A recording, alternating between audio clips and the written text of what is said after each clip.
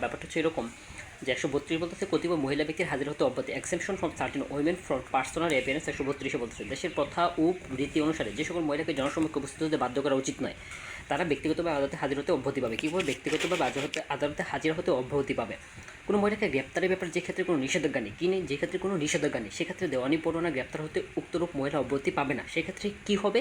দেওয়ানি পরোয়ানায় গ্রেপ্তার হতে উক্তরূপ ব্যক্তিরা অব্যাহতি পাবে না। ডিক্রি জারি ব্যতীত অন্যান্য ক্ষেত্রে গ্রেপ্তার ডিক্রি জারির কার্যক্রম ব্যতীত এই আইনের অধীনে অন্য কোনো ব্যক্তির গ্রেপ্তারের ক্ষেত্রে এই আইনের ধারা 55, 97, 59 প্রযোজ্য হবে। ঠিক আছে, তাহলে কী হবে? এই আইনের ধারা 55, 97, 159 প্রযোজ্য হবে। ঠিক আছে, আচ্ছা 135 ধারা পরোয়ানি গ্রেপ্তার হতে অব্যাহতি 135 ধারা বলতেছে দেওয়ানি পরোয়ানার অধীনে গ্রেপ্তার হতে অব্যাহতি exemption from arrest under exemption from arrest এটা কিন্তু বলছে এক্সেমশন। আচ্ছা কোনো জজ ম্যাজিস্ট্রেট বা বিচার বিভাগে অপর কোনো কর্মকর্তাকে আদালতে গমনের সময় আদালতের মোকদ্দমা পরিচালনা প্রিজাইডিং ইন করার সময় তার আদালতে হতে প্রত্যাবর্তনের সময় কোনো দেওয়ানি পরোয়ানার অধীনে গ্রেপ্তার করা যাবে না।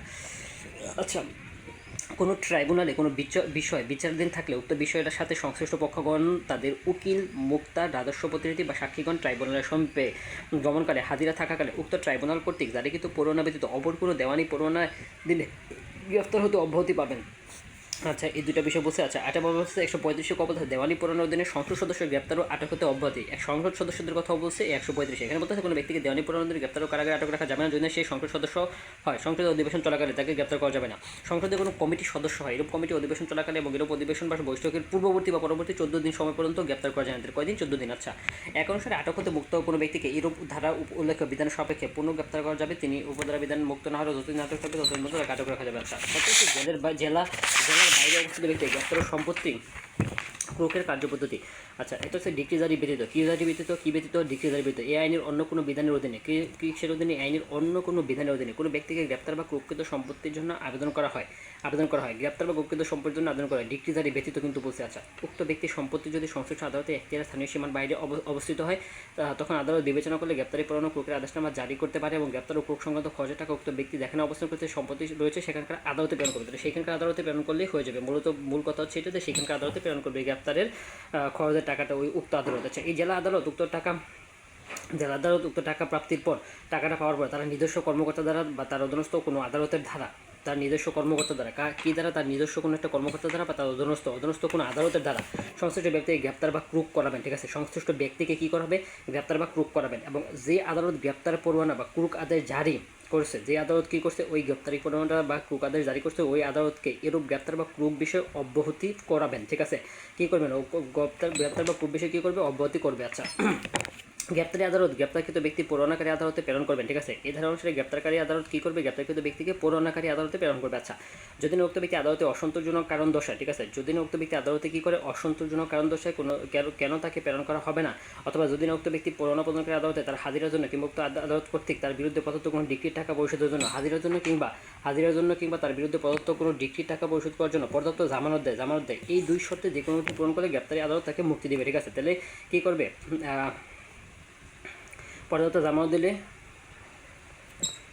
হাজির হবে এইরকম মানে দিলে মুসলেকা দিলে বা হচ্ছে জামানত দিলে, ঠিক আছে, তাকে মুক্তি দিবে। আচ্ছা অধস্থ আদালতের ভাষা ল্যাঙ্গুয়েজটা কীরকম হবে? ইংরেজি লেখা যাবে, কিন্তু উকিল ইংরেজি ভাষা না বুঝলে অনুরোধ ক্রমে আদালতের ভাষা উক্ত ইংরেজি অনুবাদ করে সরবরাহ করা হবে। আদালতের ভাষা মূলত হচ্ছে আদালতের ভাষা আর কি। আর অধস্তন আদালতের ভাষা কী হবে? এটা কোন দ্বারাই বলছে? 137 দ্বারা। এটা একটা বিদেশে আসছিল। আচ্ছা হলফনামা শপথ যার দ্বারা পরিচালিত হবে, হলফনামা শপথ কার দ্বারা পরিচালিত হবে? বিধি কার্যক্রমসমূহ আদালতের নোটিশ লিখিত হবে। আচ্ছা 39 নম্বর হচ্ছে হলফনামা শপথ যার দ্বারা পরিচালিত হবে যে কোনো আদালত বা ম্যাজিস্ট্রেট যে কোনো অফিসার অন্য কোনো ব্যক্তিকে সুপ্রিম কোর্টের এই উদ্দেশ্যে নিয়োগ করতে পারেন। সাধারণ বিশেষ ক্ষমতাপ্রাপ্ত সরকার সাধারণ বিশেষ ক্ষমতাপ্রাপ্ত অন্য কোনো আদালতকে যে ব্যক্তি এই কাজের জন্য নিযুক্ত করতে পারেন তিনি শপথ গ্রহণকারীর প্রতি শপথ পরিচালনা করতে পারেন। ঠিক আছে, আচ্ছা 8 বলতেছে আদালতের নিকট আদালত ও নোটিশ লিখতে হবে। আর সকল আদেশ নোটিশ লিখিতভাবে জানাবে। 142 বলতেছে ডাক মাসুল সম্পর্কে বলছে 143 যে সরকার ডাক মাসুল ফি অথবা উভয়টি রেহাই দিতে পারে অথবা পরিবর্তে কোনো নির্ধারিত হারে কোর্ট ফি ধার্য করতে পারে। ঠিক আছে, আচ্ছা 145, 43, 44 বলতেছে অ্যাপ্লিকেশন ফর রেস্টিটিউশন প্রত্যর্পণের দরখাস্ত যে ক্ষেত্রে কোনো দখল প্রত্যাপন বা পুনরুদ্ধারের আদেশ ডিক্রি অন্তর্ভুক্ত বলে গণ্য হবে, তাই এই আদেশের বিরুদ্ধে অ্যাপিল করা যাবে। ঠিক আছে, দখল প্রত্যাবর্তন বা পুনরুদ্ধারের আদেশটা ডিক্রি অন্তর্ভুক্ত হবে। 144 বলতে আছে অ্যাপ্লিকেশন ফর রেস্টিটিউশন মানে প্রত্যাবর্তনের আদেশ যে ক্ষেত্রে কোনো ডিক্রি পরিবর্তন বা রদ করা হয় সেক্ষেত্রে সুবিধা পাওয়ার অধিকারী কোনো পক্ষের আবেদনক্রমে প্রাথমিক আদালত এরূপ প্রত্যাবর্তনের ব্যবস্থা করবেন যাতে উক্ত ডিগ্রি আদৌ প্রদত্ত না হলে পক্ষগণ যে অবস্থায় থাকতেন তাদেরকে সেই অবস্থায় স্থাপন করবেন। এই উদ্দেশ্যে আদালত ডিগ্রি রদের দরুন উদ্ভূত পরিস্থিতিতে প্রার্থীকে তার প্রাপ্য মোকদ্দমা খরচ, সুদ, ক্ষতিপূরণ ও অন্তর্বর্তীকালীন মুনাফা পরিশোধ সহ আদালত যথোপযুক্ত আদেশ প্রদান করবেন। আচ্ছা, আদালত কর্তৃক কোনো প্রশ্ন নির্ধারণ করা হলে তার 2-2 অনুযায়ী ডিগ্রি বলে গণ্য হবে। 134 ধারা অধীনে আদালত কর্তৃক কোনো প্রশ্ন নির্ধারণ করা 2-2 অনুযায়ী গণ্য হবে। আর ধারাটি বোঝার জন্য নিচের উদাহরণটি ভালোভাবে পড়ুন। একটা জমি হতে জব্বারকে উচ্ছেদপূর্বক ফারুক 2010 সালে মার্চ মাসে খালের দখলের একটা ডিগ্রি পায় এবং সেই ডিগ্রিপ্রাপ্ত জমিতে আদালতের মাধ্যমে দখল নেয়। কী করে? আদালতের মাধ্যমে সেই জমিটা দখল নিছে, খাসের মাধ্যমে দখল পেয়েছে, আদালতের মাধ্যমে দখল নিছে। জব্বার ইতিমধ্যে জেলাজজ আদালতে আপিল করে, আর জব্বার কী করছে? আপিল করছে। 3 বছর পর জেলাজজ রায়ে প্রাথমিক আদালতের ডিগ্রি রদ হয়ে যায় এবং ফারুকের মামলা ডিসমিস হয়। এই অবস্থায় 34 ধারা অনুযায়ী প্রাথমিকভাবে আদালত জেলাজজের রায় ও ডিগ্রির দাবিদার নকল সহ আবেদন করলে আদালত ওই জমিকে তাকে প্রত্যাবর্তন ব্যবস্থা করবেন। মানে মূলত প্রত্যাবর্তন বা রেজিস্ট্রেশন অর্থাৎ জমিটাকে ফিরাই দেওয়ার। রেজিস্ট্রেশন হচ্ছে যে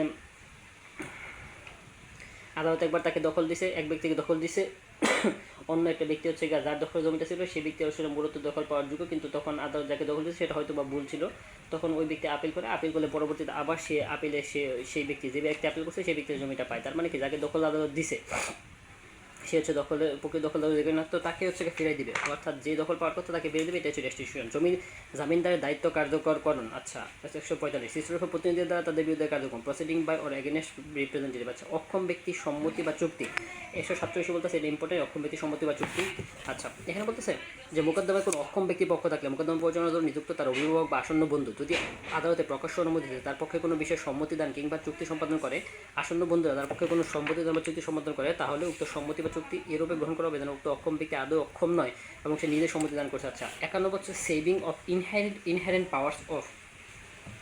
151 খুব ইম্পর্টেন্ট। এখানে বলতেছে আদালত সহজাত ক্ষমতা রক্ষা করা, ন্যায় বিচারের জন্য অথবা আদালতের ক্ষমতার অপব্যবহার প্রতিরোধের জন্য। কিসের জন্য? ন্যায় বিচারের জন্য অথবা আদালতের ক্ষমতার অপব্যবহার প্রতিরোধের জন্য। কী করার প্রয়োজনীয় আদেশ দানের ব্যাপারে, কী করার কারণে প্রয়োজনীয় আদেশ দানের ব্যাপারে আদালত যে অন্তর্নিহিত ক্ষমতা রয়েছে এই বিধির কোনো বিধান দ্বারা তার সীমাবদ্ধ বা কোনোভাবে প্রভাবিত হবে না। আচ্ছা, এদের আদালতের একটা বিপুল ক্ষমতা দিচ্ছে, কিন্তু আদালতকে একটা বিপুল বা বিশাল ক্ষমতা দিচ্ছে, ঠিক আছে। আচ্ছা, ন্যায় বিচার করার জন্য আদালত ক্ষমতা অপব্যবহার রোধ করার জন্য, ন্যায় বিচার করার জন্য অথবা আদালতের ক্ষমতার অপব্যবহার রোধ করার জন্য তারা সহজাত ক্ষমতা বলে। রোধ করার জন্য আদালত তার সহজাত ক্ষমতা বলে যে কোনো আদেশ দেওয়ার অধিকার রাখেন, ঠিক আছে। কী করেন? যেই কোনো আদেশ, যে কোনো একটা আদেশ অর্ডার করার অধিকার রাখেন। আইন সমস্ত পরিস্থিতির মোকাবেলা করার পূর্ণ বিধান দিতে পারেন। আইন যে সময় প্রয়োজিত হয় সেই সময় পরিস্থিতি আইন প্রযুক্ত হওয়ায় সময় বদলে যেতে পারে। আইন প্রযুক্ত হওয়ার সময় এমন অবস্থা উদ্ভব হতে পারে যা আইন প্রণেতাগণ আইন প্রণয়নের সময় ভাবতেও পারেন নাই। এই সমস্ত কারণে এই ধারায় বলা হয়েছে যে আদালত তার নিজস্ব বিবেচনা সুবিচারের জন্য যে কোনো আদেশ দিতে পারেন, ঠিক আছে। এই যে এটা বলতেছে 151 ধারা। 151 সিদ্ধান্তের বিরুদ্ধে অ্যাপিল করা যায় না, তবে রিভিশন দায়ের করা যায়। 151 সিদ্ধান্তের বিরুদ্ধে অ্যাপিল করা যায় না। নির্দিষ্ট করে আইনের সুস্পষ্ট বিধান থাকলে বা কোনো বিকল্প প্রতিকার থাকলে সেখানে 151 ক্ষমতা প্রয়োগ করা যায় না। দুইটা ক্ষেত্রে, একটা হচ্ছে 151 ধারা বিধানের ক্ষেত্রে কী করা যায়, কোনো অ্যাপিল করা যায়, কিন্তু রিভিশন করা যায়। Saving of inherent powers of the court. আচ্ছা, আর 152 বলতে amendment of judgment decree or order. আচ্ছা, 152 বলতেছে amendment judgment decree or order. আচ্ছা, দেওয়ানি আদালতে কোন ক্ষেত্রে অন্তর্নিহিত ক্ষমতা প্রয়োগ করতে পারেন না, এটা বলতেছে তোমার হচ্ছে গিয়ে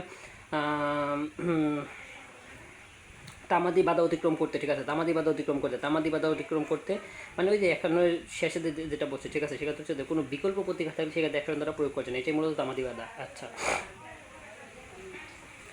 আর একটা প্রশ্ন আসলে এখানে যে the code of civil proceedings 8 কোন দ্বারা হচ্ছে to do justice and to do injustice, ঠিক আছে। হচ্ছে এইখানে এই কথাটা আসছে, এটা হচ্ছে তোমার 151 দ্বারা। এখানে এই কথাটা কোথায় আছে? Nothing in this code shall be deemed to limit or otherwise affected the inherent power of the code to make such order as may be necessary for the end of justice or to prevent abuse of the process of the court, ঠিক আছে।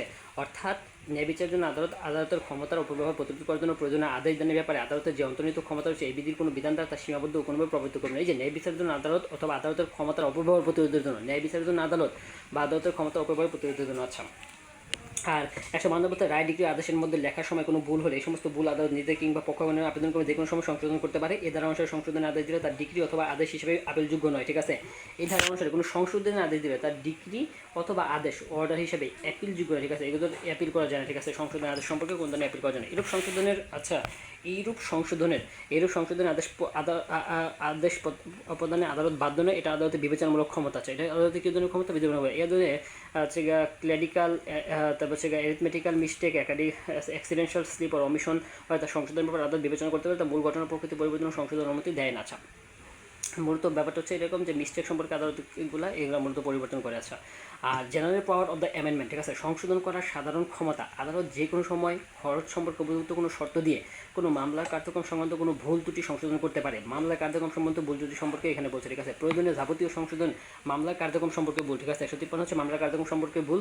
আর প্রয়োজনীয় যাবতীয় সংশোধন মোকদ্দমার সংশ্লিষ্ট প্রকৃত প্রশ্ন বা বিচার্য বিষয় নির্ধারণের উদ্দেশ্যে করা হবে। আচ্ছা, তাহলে আরজি ও আরজি জবাব, ঠিক আছে। প্লেন্ট ও রিটেন স্টেটমেন্ট সংশোধনের দরখাস্ত দেওয়া হয় দেওয়ানি কার্যবিধি ধারা 6 বিধি 17, ঠিক আছে। আচ্ছা, 6 বিধি 17 অনুসারে, এবং কিন্তু কোনো দরখাস্ত সংশোধন দরখাস্ত দেওয়া হয় দেওয়ানি কার্যবিধি 153 অনুসারে।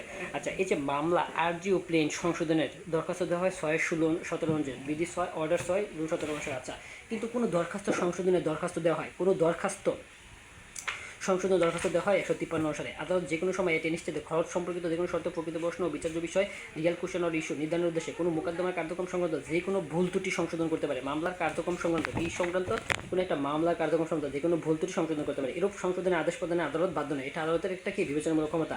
Saving of present right of appeal, ঠিক আছে। আপিলের বৃহত্তম অধিকার সংরক্ষণ। এই আইনের অধীনে বিধানে এটা কার্যকর হওয়ার সময় কোনো পক্ষের আপিলের অধিকার জন্ম থাকলে এরূপ আপিল কোনো কিছুতে খর্ব করবে না, ঠিক আছে। এটাই বলতেছে 54। ওকে।